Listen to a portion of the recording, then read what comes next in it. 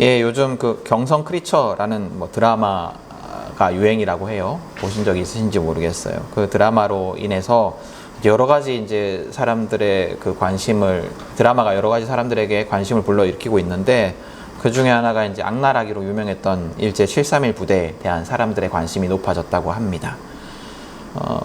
731 부대는 아주 그 악랄한 부대였는데요. 생화학 무기를 개발하기 위해서 사람을 실험 대상으로 한 비인간적인 연구를 했던 극비의 부대였습니다. 그래서 사람을 마치 무슨 실험 쥐처럼 취급을 했던 그런 부대였어요.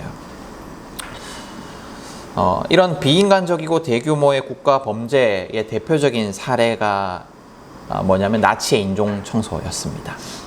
나치는 거대한 수용소를 만들어서 유대인, 집시, 장애인, 그 다음에 나치에 반대했던 사람들, 동성애자, 공산주의자 등등을 대규모로 학살을 합니다.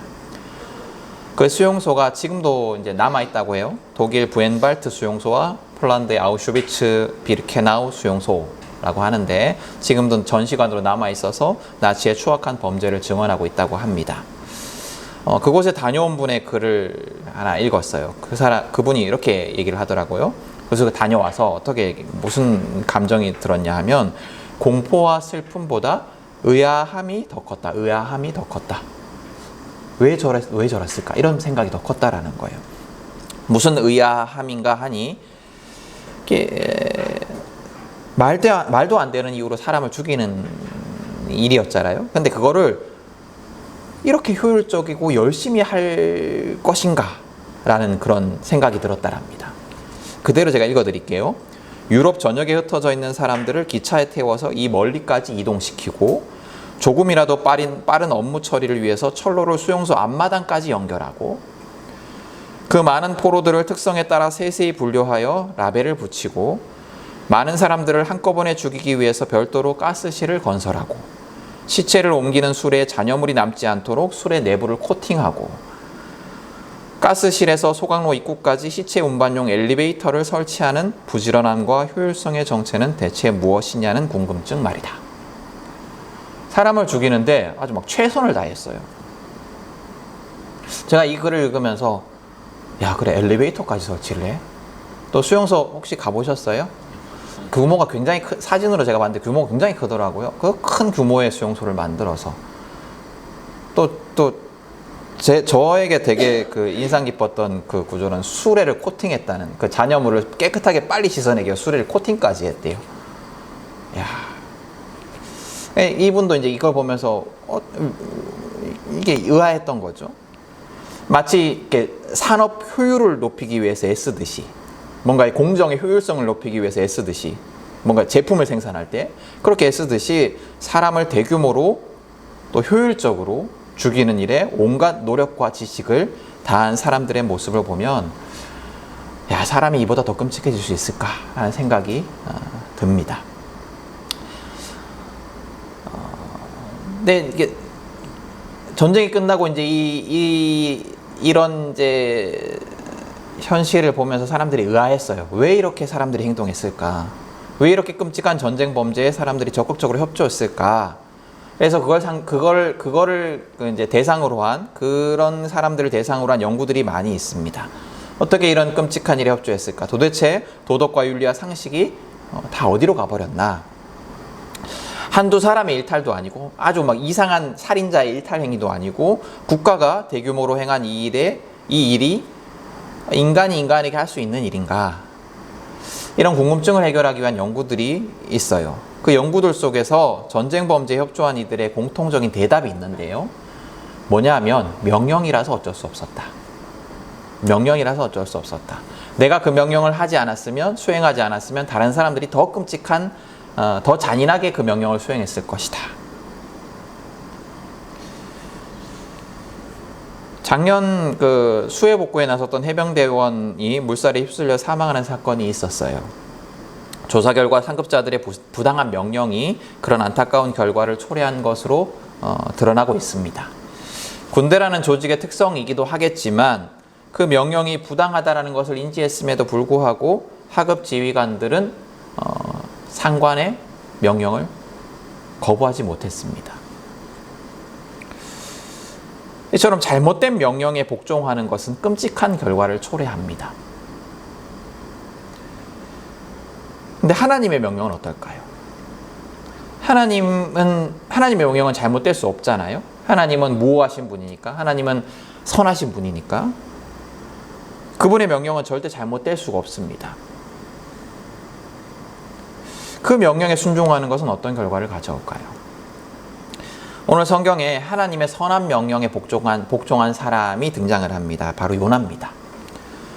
그런데 요나는 선한 명령에 순종했음에도 불구하고 화를 내요. 무슨 일이 있었던 걸까요? 여러분, 우린 요나 이야기를 잘 압니다. 요나는 니느웨로 가서 아수르의 도시 니느웨로 가서 하나님의 심판을 전하라는 명령에 불순종하여서 스페인으로 가는, 반대쪽으로 가는 스페인으로 가는 배를 탑니다. 그러다 배가 풍랑에 휩싸이게 되고 그 풍랑을 잠재우기 위해서 바다로 던져집니다. 요나는 하나님이 준비하신 큰 물고기에 의해서 삼켜지게 되고 하나님의 구원에 감사하게 돼요. 이제 거역해서 하나님을 떠났다가 하나님이 구원해 주시니까 회개하고 돌이켜요. 그리고 하나님 구원에 감사합니다. 그래서 하나님은 요나에게 다시 니느웨로 가서 하나님의 말씀을 전하라고 명령하십니다. 요나는 이제 그 명령에 순종해요. 오늘 읽은 본문에서 요나는 니느웨로 가서 하룻길을 걸으면서 하나님의 심판을 전합니다. 예전에는 제가 이 본문을 읽으면서 이 요나의 행동이 그냥 순종하기 싫어가지고 그냥 둘러보는 데만 사흘길이나 걸린 성읍을 대충 하루만 다니면서 하나님의 말씀을 전했다라고 생각을 했어요. 제가 그렇게 설교한 적도 있죠, 그죠? 근데 오늘 설교를 준비하면서 다시 말씀을 보니까 그것이 아닐 수도 있겠다라는 생각이 들어요. 이게 정황을 살펴보면 요나는 하나님께 불순종하여서 죽을 뻔했잖아요. 하나님께 불순종해서 죽을 뻔하다가 하나님이 용서해 주셨어요. 하나님이 용서해 주시고 살려주셨어요. 그러니까 그 마음에 얼마나 감사가 넘치겠어요. 큰 은혜를 경험했으니까. 그래서 하나님의 명령에 소극적으로 순종했다라기보다는 적극적으로 순종했을 것 같아요. 그런 상황 속에서. 그리고 오늘 성경에 보면 요나가 큰 소리로 외쳤다라고 되어 있어요. 큰 소리로. 그냥 외친 게 아니고 큰 소리로 외쳤다. 요나는 일단 순종했어요. 제대로 순종한 것 같아요.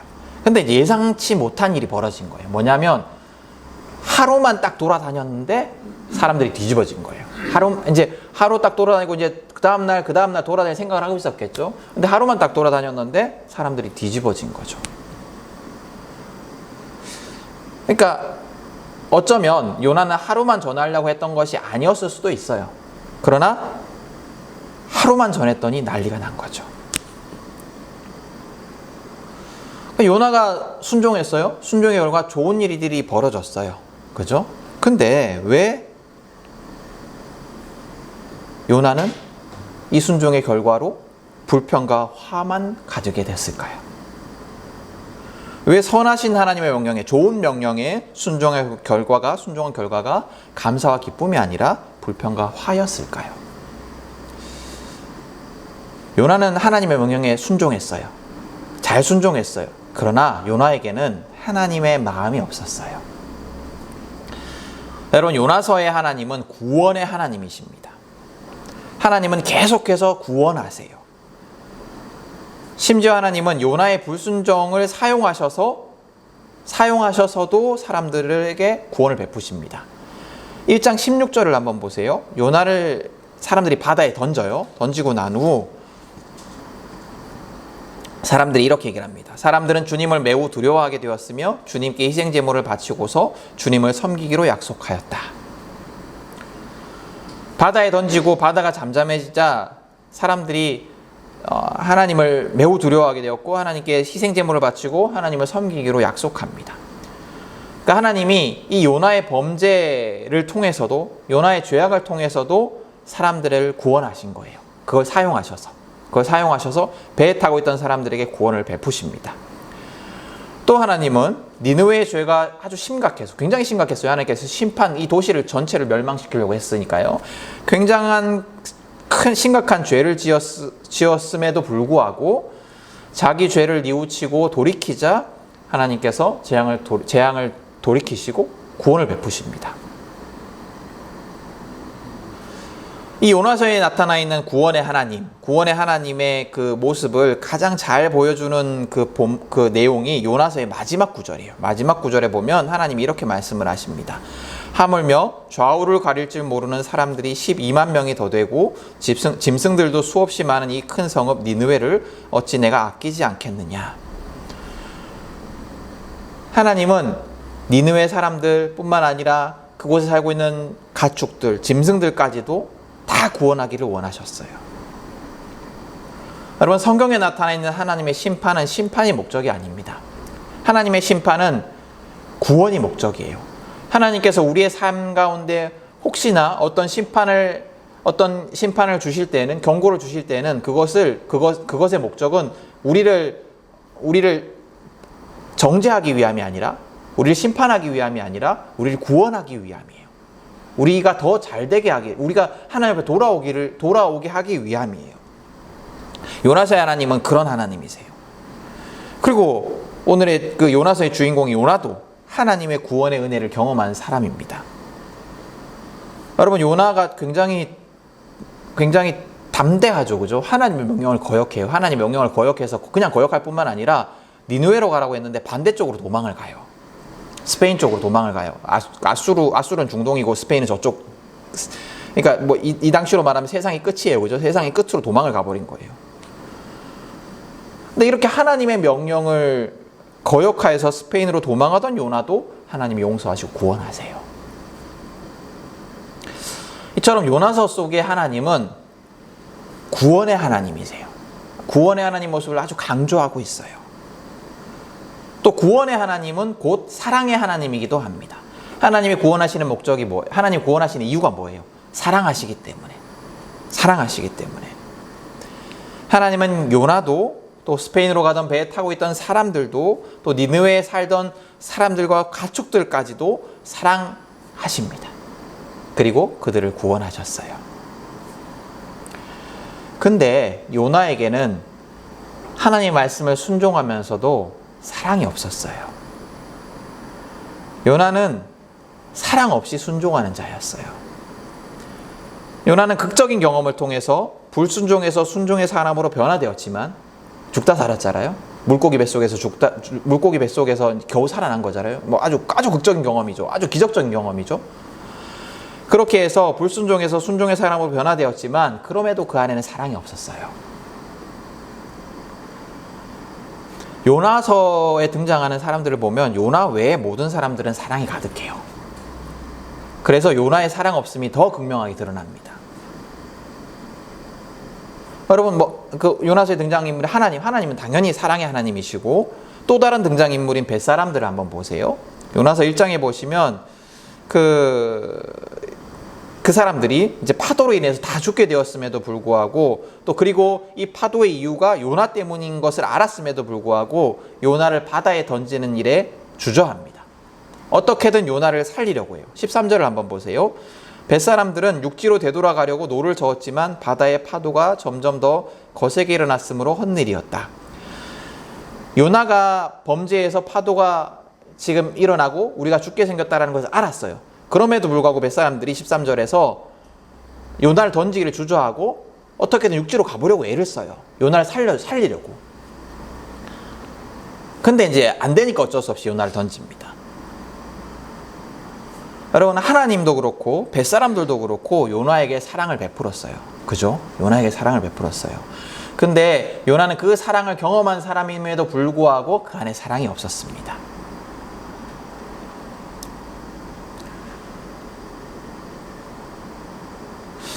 여러분, 우리가 사랑 없이 순종할 수 있어요. 하나님의 명령을 들을 때 사랑 없이 순종할 수 있습니다. 그런데 사랑 없는 순종은 어떤 결과를 가져올까요? 사랑 없는 순종은 자기를 의롭게 여기고 남을 정죄합니다. 자기가 하나님의 뜻에 순종하고 있기 때문에 하나님 앞에 의로운 자라고 자랑하고, 그리고 그렇지 못한 이들을 평가하고 혐오하고 정죄합니다. 신약 성경에 나오는 대표적인 사랑 없는 순종의 사람들이 누구냐면 바리새인들이었어요. 예수님은 그들을 싫어하세요. 그들은 율법을 잘 따랐습니다. 하나님의 말씀에 철저히 순종하는 자들이었습니다. 그러나 그들에겐 사랑이 없었어요. 그래서 율법을 지키지 못하는 자들을 정죄합니다. 자기를 자랑하고 정죄합니다. 그래서 이 바리새인들도 예수님이 싫었어요. 왜냐하면 예수님이 가르치는 것이 자기들의 자랑을 없애는 거였거든요. 예수님이 뭘 가르치셨냐면 무한한 사랑과 용서를 가르치셨어요. 무한한 사랑과 용서.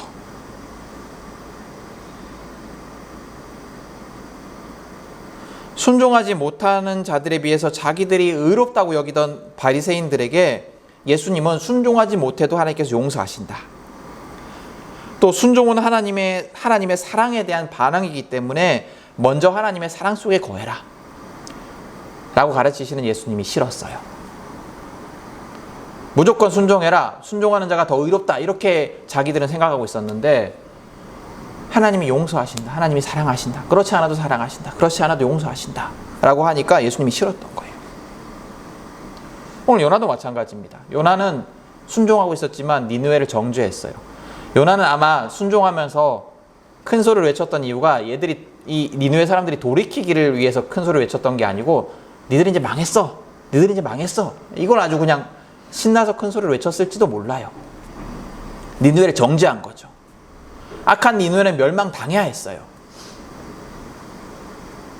그리고 요나는 자기 스스로는 니느웨 사람들과는 비교할 수 없을 정도로 의로운 사람이라고 생각했을 겁니다. 그런데 이런 요나의 반응은 참 아이러니해요. 자기를 의롭게 여기고 남을 정죄하는 이 요나의 모습은 참 아이러니해요. 왜냐하면 요나는 이미 불순종으로 인해서 죽어야 했던 사람이기 때문이에요. 그죠? 하나님의 불순종해서 이 사람은 죽었어야 했어요, 이미. 근데 용서하시는 하나님, 사랑의 하나님 덕분에 살아난 거예요. 놀라운 사랑과 용서를 경험한 사람이 요나였어요. 그래서 요나는 물고기 뱃속에서 하나님을 찬양해요. 용서하신 하나님, 구원하신 하나님 막 찬양하거든요. 근데 이렇게 자기는 놀라운 용서를 경험했음에도 불구하고 남을 용서하지 못하고 정죄합니다. 사랑이 없어서. 자기는 놀라운 은혜와 사랑과 용서를 경험했음에도 불구하고 남에게는 다른 잣대를 갖다 대는 거예요. 사랑 없는 복종의 결과 요나는 하나님께 화를 냅니다. 하나님께 또다시 범죄합니다. 여러분, 하나님이 요나 이야기를 통해서 우리에게 말씀하시는 것이 뭘까요? 하나님은 사랑 없는 순종은 아무 소용이 없고 오히려 그 순종이 하나님 앞에 범죄하는 일일 수도 있다라고 우리에게 가르치시는 것 같아요. 여러분, 하나님의 자녀인 우리에게 꼭 필요한 것은 사랑이에요. 사랑. 무조건적인 사랑입니다. 여러분, 우리는 말도 안 되는 사랑을 경험한 사람들입니다. 요나처럼. 말도 안 되는 용서를 경험한 사람들이에요. 우리가 모여 예배드린 이 교회는 말도 안 되는 용서와 사랑으로 세워진 공동체입니다. 그런데 우리가 사랑을 잃어버리고 순종을 이유로 내가 하나님 앞에 예배드리고 내가 하나님을 안다라고 자랑하진 않습니까? 그리고 그 자랑을 가지고 타인을 정죄하고 있지는 않습니까? 하나님의 명령의 핵심이 사랑과 용서임에도 불구하고 우리는 사랑과 용서 없이 순종하며 결국 순종이 아니라 불순종하는 자들은 아닙니까? 여러분, 교회는, 그리고 믿는 우리는 함부로 타인을 정죄하거나 또 자기 의의를 자랑해서는 안 됩니다. 왜냐하면 우리가 무한한 용서를 경험한 자들이기 때문이에요.